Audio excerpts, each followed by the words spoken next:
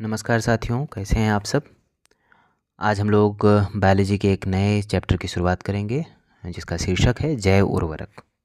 इससे पहले हम लोग 5 चैप्टर को पढ़ चुके हैं। आप इस जैव उर्वरक चैप्टर को पढ़ेंगे। सबसे पहले नोट्स को देखेंगे जो घटना चक्र में दिया गया है, उसके बाद इसके सवालों पर चलेंगे। शुरुआत करते हैं। जैव उर्वरक यानी बायो फर्टिलाइजर सूक्ष्म जीवों व जीवाणुओं से युक्त खाद है। इस खाद में मौजूद लाभकारी सूक्ष्म जीवाणु वायुमंडल में पहले से विद्यमान नाइट्रोजन को फसलों को उपलब्ध कराते हैं। ये मिट्टी में मौजूद अघुलनशील फास्फोरस को जल में घुलनशील बनाकर पौधों को उपलब्ध कराने का भी कार्य करते हैं। वैज्ञानिक प्रयोग द्वारा यह सिद्ध हो चुका है कि जैविक खाद के प्रयोग से 30 से 40 किलोग्राम नाइट्रोजन प्रति हेक्टेयर भूमि को प्राप्त हो जाती है तथा उपज 10 से 20% तक बढ़ जाती है। फास्फोबैक्टीरिया तथा माइकोराइजा नामक जैव उर्वरकों के प्रयोग से फास्फोरस की उपलब्धता में 20 से 30% की बढ़ोतरी होती है। जैविक खाद के प्रयोग से पर्यावरण सुरक्षित रहता है। इससे फसलों में मृदाजन्य रोग नहीं होते तथा खेत में लाभकारी सूक्ष्म जीवों की संख्या बढ़ती है। अध्ययन की सुविधा हेतु जैव उर्वरकों को निम्नलिखित 4 भागों में बांटा जा सकता है। पहला है नाइट्रोजन स्थिरीकरण करने वाले जैव उर्वरक, जैसे राइजोबियम, एजोटोबैक्टर, एजोस्पिरिलिम, एसेटोबैक्टर, नीलहरित शैवाल तथा एजोला।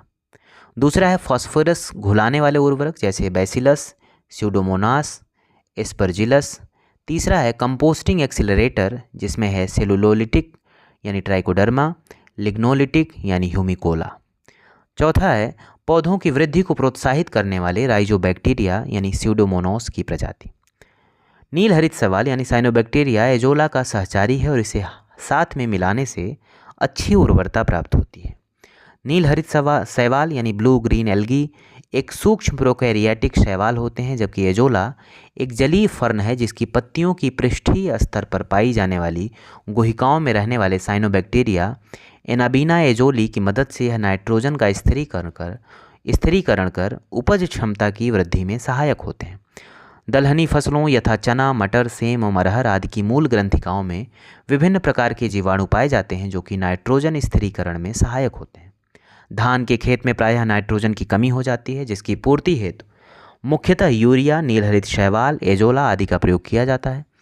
विभिन्न फसलों में अलग अलग तरह के बैक्टीरिया पाए जाते हैं जो नत्रजन या नाइट्रोजन स्थिरीकरण के लिए उत्तरदायी होते हैं, जैसे सोयाबीन, राइजोबियम जैपोनिकम, तीनपतिया घास, राइजोबियम ट्राइफोली, लुसर्न, राइजोबियम मिलिलोती, जलीय फर्न, एनाबीना एजोली, गुन्नेरा मैक्रोफाइला, नोस्टोक मस्कोरम। दुधारू पशुओं पर किए गए प्रयोगों से ज्ञात हुआ है कि जब इन पशुओं को उनके दैनिक आहार के साथ 1.5 से 2 किलोग्राम एजोला प्रतिदिन दिया जाता है तो दुग्ध उत्पादन में 15 से 20% वृद्धि दर्ज की जाती है। कंपोस्ट निर्माण के समय गड्ढों में अवशिष्ट पदार्थों की निम्नीकरण प्रक्रिया को केंचुए व अन्य सूक्ष्मजीव जैसे कवक, जीवाणु आदि तेज करने में सहायक होते हैं, न कि धीमा करने में। हम लोग प्रश्नों पर आते हैं। पहला प्रश्न है, निम्नलिखित में किस या किन का उपयोग जैव उर्वरक के रूप में किया जाता है। ऑप्शन है एजोला, दूसरा है नीलहरित शैवाल, तीसरा है अल्फाल्फा। तो इसका सही उत्तर है पहला और दूसरा, अर्थात बी ऑप्शन सही है, यानी एजोला और नीलहरित शैवाल का प्रयोग जैव उर्वरक के रूप में किया जाता है। अगला प्रश्न है, निम्नलिखित में से कौन जैव उर्वरक के रूप में प्रयुक्त होता है या होते हैं। ऑप्शन है नंबर 1 एजोला, नीलहरित शैवाल, अल्फाल्फा, नाइट्रोलिन। तो इसमें जैसे हमने पहले प्रश्न में देखा तो एजोला और नीलहरित शैवाल इसमें प्रयुक्त होते हैं। अगला प्रश्न है, निम्न में से कौन जैव उर्वरक के रूप में उपयोग होता है। ऑप्शन है राइजोबियम, नीलहरित शैवाल, एजोला, उपयुक्त सभी। तो तीनों उपयोग होते हैं जैव उर्वरक के रूप में, राइजोबियम भी, नीलहरित शैवाल भी, एजोला भी। छत्तीसगढ़ पीसीएस में यह 2019 में सवाल पूछा गया था। अगला प्रश्न है, निम्नलिखित में कौन सा एक नाइट्रोजन स्थिरीकरण करने वाले जीव नहीं है। ऑप्शन है नोस्टॉक, एनाबीना, एजोटोबैक्टर, माइकोराइजा। तो इसका सही उत्तर है माइकोराइजा, यानी नाइट्रोजन स्थिरीकरण करने वाला जीव नहीं है माइकोराइजा। राइजोबियम, एजोला, नीलहरित शैवाल, नोस्टॉक, एनाबिना, एजोटोबैक्टर आदि नाइट्रोजन स्थिरीकरण करने वाले जीव हैं, जबकि माइकोराइजा नाइट्रोजन स्थिरीकरण नहीं करता है। माइकोराइजा उच्च वर्गीय पादपों की जड़ों व कवकों के बीच सहजीवी संबंध प्रदर्शित करता है। निम्नलिखित में से कौन एक जैव उर्वरक का स्रोत है। Option east, chlorella, azolla, mould. तो इसका सही उत्तर है एजोला। यूपीपीसीएस मेंस 2008 और 2009 में सवाल पूछा गया था। छठा प्रश्न है, निम्न में से कौन एक जैविक उर्वरक है। ऑप्शन है यूरिया, 2,4-D, स्टेप्टोसाइक्लिन या एजोला। तो इसका सही उत्तर है एजोला।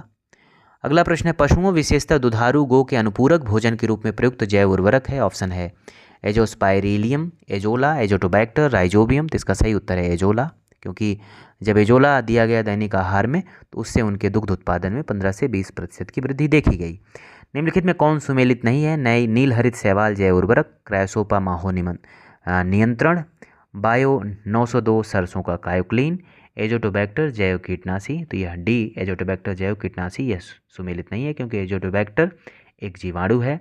इसका सबसे महत्वपूर्ण कार्य नाइट्रोजन उपलब्धता के संदर्भ में है, क्योंकि यह मृदा में स्वतंत्र रूप से रहकर असहजीवी नाइट्रोजन यौगिकीकरण करता है, जिसका उपयोग पौधे अपनी वृद्धि एवं विकास के लिए करते हैं। अगला प्रश्न है निम्नलिखित में से कौन सा जैविक नाइट्रोजन निर्धारण से संबंधित है? तो इसका सही उत्तर है नील हरा शैवाल। अगला प्रश्न है निम्नलिखित में किस फसल में नील हरित शैवाल मुख्यतः जैव उर्वरक के रूप में प्रयुक्त होते हैं? तो इसका सही उत्तर है धान। अगला प्रश्न है नील हरित शैवाल का उपयोग नत्रजन आपूर्ति हेतु किया जाता है। बाजरा को, मक्का को, धान को, गेहूं को। सही उत्तर है धान को। निम्न में कौन सही सुमेलित नहीं है? ऑप्शन ए है नील हरित शैवाल धान, राइजोबियम लेग्यूमिनिसेरम मटर, एजोटोबैक्टर गेहूं, एजोला मक्का। तो सही सुमेलित नहीं है एजोला मक्का, क्योंकि इसका प्रयोग धान की फसल में होता है। अगला प्रश्न है निम्न के साथ मिलाने से एजोला के एक अच्छा उर्वरक होता है। तो इसका सही उत्तर है नील हरित शैवाल। निम्नलिखित में कौन से सूक्ष्मजीव जैव उर्वरक के रूप में प्रयोग होते हैं? विषाणु, कवक, प्रोटोजोआ, साइनोबैक्टीरिया। तो सही उत्तर है साइनोबैक्टीरिया। यह यूपी आरओ में, यूपी पीसीएस में पूछा गया सवाल है।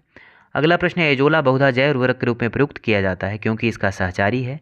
ऑप्शन है नील हरित शैवाल, लाल शैवाल, फफूंद, मांस। तो इसका सही उत्तर है नील हरित शैवाल। एजोला है एक। ऑप्शन है जलीय फर्न, जलीय एल्गी, जलीय बैक्टीरिया। उपरोक्त में से कोई नहीं। तो इसका सही उत्तर है जलीय फर्न। जलीय फर्न जिसे जैव उर्वरक के रूप में प्रयुक्त किया जाता है वह है ऑप्शन है सल्विनिया, एजोला, मार्सिलिया, टेरिडियम। तो इसका सही उत्तर है एजोला। अगला प्रश्न है जलीय पौधा जिसे प्रायः जल प्लावित धान के खेत में जैव उर्वरक के रूप में प्रयोग में लाया जाता है वह है ऑप्शन है वोल्फिया, एजोला, ट्रोपा, लेमना। तो इसका सही उत्तर है एजोला। यानी एजोला से संबंधित कई तरह से सवाल पूछे जाते हैं परीक्षाओं में, तो ये ध्यान रखने की आवश्यकता है। निम्नलिखित में से कौन सा फॉस्फेटिक जैव उर्वरक है? ऑप्शन है राइजोबियम, नीलहरित शैवाल, एजोला, वेस्कुलर अर्बुस्कुलर माइकोराइजा। तो यह है वेस्कुलर अर्बुस्कुलर माइकोराइजा। अगला प्रश्न है 20वां प्रश्न, खेती में बायोचार का क्या उपयोग है? ऑप्शन है बायोचार ऊर्ध्वाधर खेती में वृद्धिकर माध्यम के अंश के रूप में प्रयुक्त किया जा सकता है। नंबर 2 है जब बायोचार वृद्धिकर माध्यम के अंश के रूप में प्रयुक्त किया जाता है तो वह नाइट्रोजन यौगिकीकरण सूक्ष्मजीवों की वृद्धि को बढ़ावा देता है। नंबर 3 है जब बायोचार वृद्धिकर माध्यम के अंश के रूप में प्रयुक्त किया जाता है तब वह उस वृद्धिकर माध्यम की जलधारण क्षमता को अधिक लंबे समय तक बनाए रखने में सहायक होता है। तो यह तीनों इसके उत्तर सही हैं, यानी तीनों ऑप्शन सही है। अगला प्रश्न है निम्नलिखित में कौन सा कथन कंपोस्ट के संदर्भ में सही नहीं है? ऑप्शन है इसमें जैव निम्नीकरण कचरे का अपघटन गड्ढे में होता है। सही बात है। इसमें कार्बनिक पदार्थ तथा पोषक तत्व अधिक मात्रा में होते हैं। ये भी सही है। गड्ढों में अवशिष्ट पदार्थों की निम्नीकरण प्रक्रिया को केचुए धीमा कर देते हैं। ये गलत बात है क्योंकि केचुए उसको और तीव्र कर देते हैं। डी ऑप्शन निम्नीकृत होने वाले पदार्थों में कृषि अवशिष्ट पदार्थ जैसे पशुओं का मलमूत्र, सब्जियों के अवशिष्ट आदि होते हैं। तो ये भी सही है, यानी सिर्फ सी गलत है। केचुए उसको धीमा नहीं करते बल्कि तीव्र कर देते हैं। फसलोत्पादन में नत्रजन उपयोग क्षमता की वृद्धि की जा सकती है। ऑप्शन है ए उर्वरक की मात्रा के बार बार प्रयोग द्वारा, नत्रजन अवरोधक के प्रयोग द्वारा, नत्रजन धीरे धीरे छोड़ने वाले उर्वरकों के प्रयोग द्वारा। नंबर डी उपयुक्त सभी के द्वारा। तो डी ऑप्शन सही है, उपयुक्त सभी के द्वारा। अगला प्रश्न है नाइट्रोजन स्थिरीकरण जीवाणु किस पौधे की जड़ के साथ संयोजन करते हैं? ऑप्शन है दालें, चावल, गेहूं, गन्ना। तो ये दालों के साथ ऐसा करते हैं। अगला प्रश्न है निम्नलिखित में कौन से नाइट्रोजन यौगिकीकरण पादप हैं? ऑप्शन है अल्फाल्फा, चौलाई, चना, तिपतिया घास, कुल्फा, पालक। तो इसका सही उत्तर है 1, 3 और 4, यानी अल्फाल्फा, चना और तिपतिया घास। अगला प्रश्न 25वां प्रश्न है इनमें कौन सा पौधा नाइट्रोजन स्थिरीकरण में सहायक नहीं है? ऑप्शन है चना, मटर, सेम, धान। तो धान नहीं है। अगला प्रश्न है सोयाबीन में नत्रजन स्थिरीकरण यानी नाइट्रोजन फिक्सेशन के लिए जिम्मेदार बैक्टीरिया है। इसका सही उत्तर है राइजोबियम जैपोनिकम। अगला प्रश्न है लेग हीमोग्लोबिन पाई जाती है। ऑप्शन है मानव रुधिर में, खरगोश रुधिर में, लेग्यूम मूल ग्रंथियों में, मुर्गे के रुधिर में। इसका सही उत्तर है लेग्यूम मूल ग्रंथियों में। अगला प्रश्न है, निम्नलिखित में किस जंतु को भूमि का कृषक यानी जोतने वाला कहा जाता है? ऑप्शन है केचुआ, सर्प, मेढक, इनमें से कोई नहीं। उत्तराखंड पीसीएस का 2021 का सवाल है, इसका सही उत्तर है केचुआ। क्योंकि केचुए को भूमि का कृषक कहा जाता है, ये किसान के सहायतार्थ प्राकृतिक हलवाओं का काम करते हैं। केचुए भूमि में बिल बनाकर इसे खोखली एवं पोली बनाते हैं, जिससे इसमें हवा जा सके। यही नहीं, इनसे उत्पन्न पुरीस के रूप में ऊपर आई हुई मिट्टी अधिक उपजाऊ होती है, क्योंकि इसमें केचुए का मलमूत्र मिला होता है। तो आज इतना ही, आज यहीं पर हम लोग